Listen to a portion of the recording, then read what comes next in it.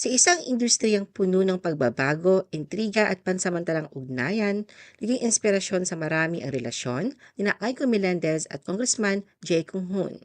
Sa loob ng halos 8 taon, kanilang pinatunayan na ang tunay na pag-ibig ay hindi palaging kailangang mabulgar. Minsan, tahimik, minsan, pribado, pero palaging totoo. Ngunit gaya ng maraming kwento ng pag-ibig, may mga yugturing hindi inaasahan ang pagtatapos ng kanilang relasyon.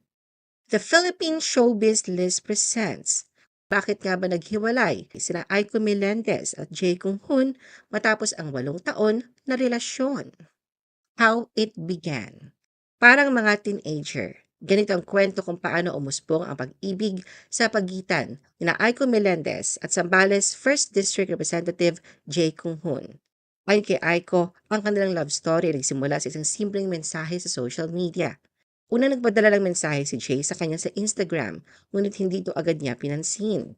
Naalala daw ni Aiko na makikita sa profile picture ni Jay ang isang cartoon na larawan niya na may suot na salamin.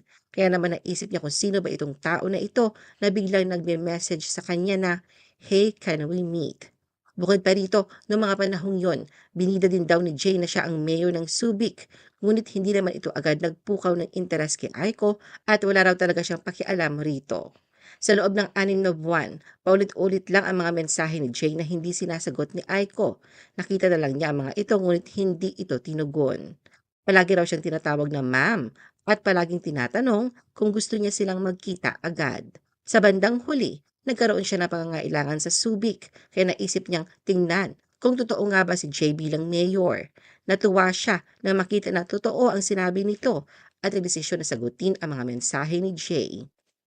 The first meeting. Sa unang tugon ni Aiko sa mga mensahe, sinabihan niya si Jay na pwede na siyang makipagkape rito kinabukasan dahil may ilalapit daw siyang bagay. Agad namang sumagot si Jay at sinabi na pwede daw silang magkita kahit anumang oras. Nang sinabi ni Aiko na gusto niyang magkita na kinabukasan sa Quezon City, hindi raw nag-atubili si Jay na pumayag at lumuwas kahit malayo yon. Sa kanilang unang pagkikita, aminado si Aiko na nagkaroon siya ng alinlangan kung itutuloy pa ba niya. Pero nagbago ang kanyang pasya at nakonsensya nang makatanggap siya ng mensahe kay Jay at tinanong kung darating ba siya. Kaya naman hindi natuloy ang plano ni Aiko na wag na lang makipagkita kay Jay dahil matyaga ito naghintay sa kanya ng 3 oras sa lugar na tinawag nilang Taste of LA. Ang unang impresyon ni Aiko kay Jay ay ang kanyang kabaitan at pagiging simple. Bagamat nanggaling si Jay sa isang prominenteng pamilya ng mga public servants sa Subic, Zambales, si Jay ay naiiba raw sa iba dahil wala siyang ere, wala siyang bodyguard at simple lang ang kanyang pamumuhay. Kaya natuwa si Aiko. Pero sa unang pagkikita pa lang nila ni Jay, ay nagtanong ito tungkol sa kanyang dating asawa na si Jo Marie Iliana sa kung bakit hindi sila nagkatuluyan.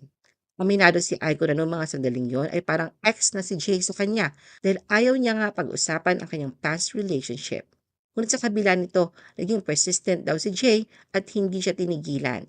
Ikinuwento rin ni Aiko na sinabi ni Jay noon na matagal na siyang crush nito kaya hindi siya masyadong nagtataka sa pagtsatsaga nito.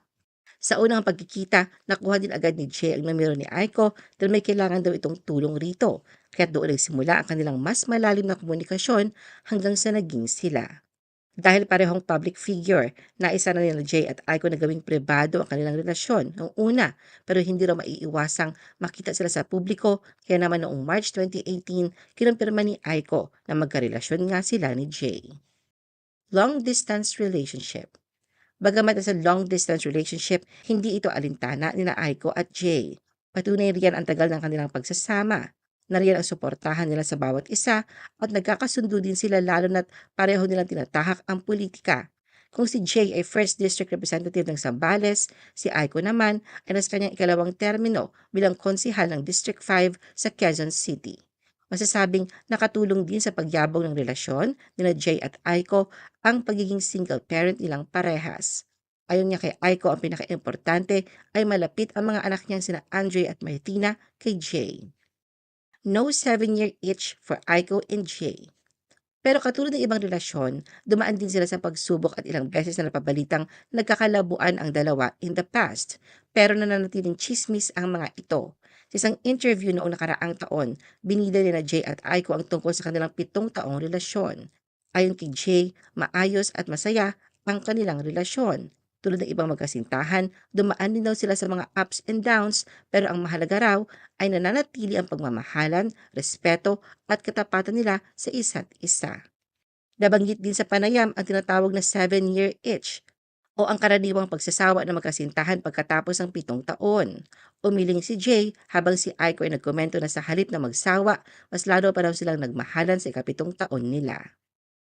On getting married. Ayon kay Aiko, bukas siya sa posibilidad ng muling pasukin ang pag-aasawa. Sinabi rin niya na kung mangyayari ito, gusto niya maganap ito bago siya umabot sa edad na 50.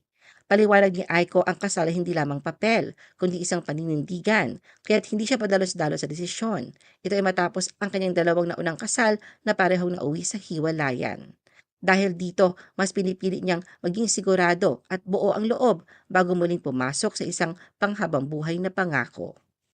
Aiko on her 8-year relationship with Jay. Sa isang panayam sa Fast Talk with Boy Abunda noong June 2025, buong tapang at katapatan ay binahagi ni Aiko ang kanyang saloobin tungkol sa halos 8 taong relasyon nila ni Jay.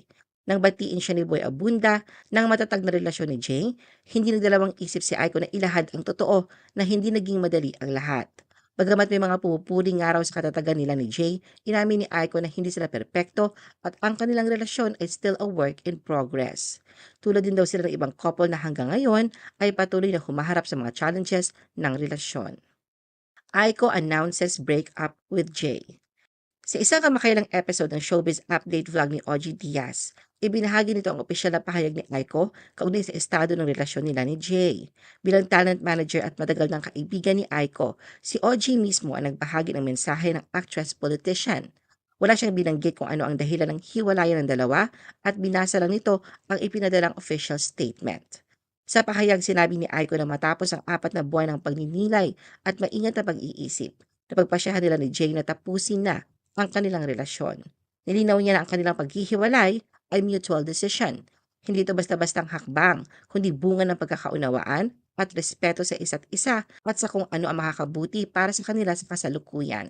Binigyang diin din ni Aiko na walang third party na sangkot sa desisyon at walang ibang dahilan kundi ang kanilang personal na paglago at magkaibang landas na nais tahakin.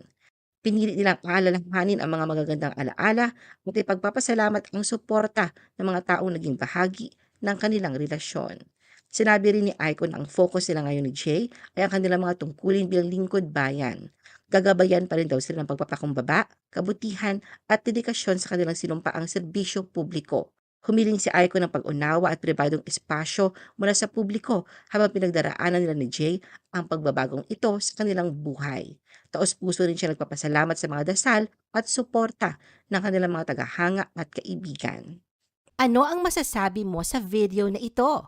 Mag-like o mag-react at huwag mahiyang mag-comment.